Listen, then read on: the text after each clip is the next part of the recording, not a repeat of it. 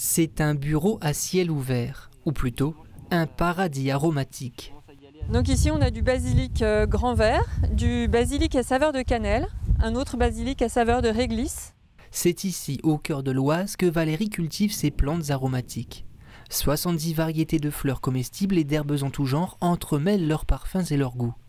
Comme cette plante à la douce saveur de l'enfance. C'est une agastache ou agastache anisée qui, comme son nom l'indique, a un goût, une saveur anisée.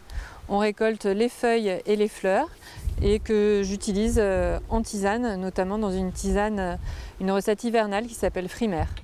Il y a 2 ans, Valérie se lançait dans la production de plantes aromatiques. Désormais, elle confectionne des tisanes et aromates 100% naturels. Passé la cueillette, place au séchage de la récolte. Dans ce local, feuilles et fleurs sont maintenues au sec et sans être chauffées, un processus long mais indispensable. Il y a des plantes qui sèchent très facilement, comme on l'imagine, le thym, le romarin, qui sont des plantes qui sont déjà sèches, on va dire, quand elles sont fraîches. Il y a d'autres plantes comme le basilic. Ici, on a du basilic pourpre, qui est une plante qui est particulièrement difficile à sécher. Il faut entre 8 voire 9 jours de séchage pour obtenir une plante sèche qui garde toutes ses qualités. Dans quelques jours, Valérie participera au marché fermier de l'Oise, une première pour l'ancienne journaliste reconvertie. Chaque année, le rendez-vous réunit plus d'une centaine d'exposants autour d'une volonté commune, celle de favoriser le bien manger.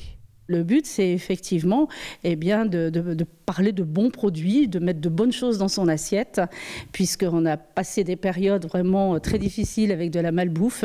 Je crois qu'il est temps, et d'abord le public est au rendez-vous chaque année, parce qu'on a envie de mettre de bonnes choses dans nos assiettes.